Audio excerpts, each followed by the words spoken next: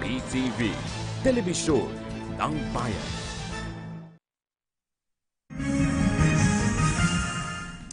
Magandang umaga, nagbabalik ang PTV Newsbreak. Inihayag ni Presidential Advisor on the Peace Process, Secretary Jesus Dureza, na patuloy na naghahanap ng paraan ang gobyerno upang makamit ang pangmatagalan at malawakang kapayapaan para sa bansa.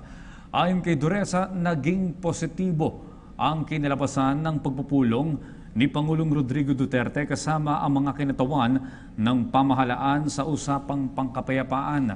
Una na rito ay ang ilang direktiba na ibinigay ng Pangulo kung papaano pangangasiwaan ang naudlot na usapang pangkapayapaan sa CPP, NPA, NDF.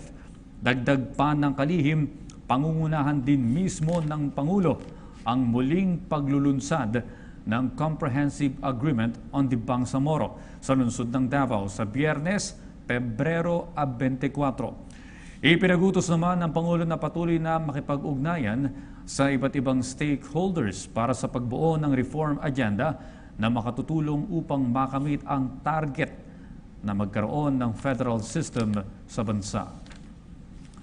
At yan po naman ang aming mga nakalap na balita at impormasyon para sa PTV Newsbreak. Ako po si Audrey Goriseta.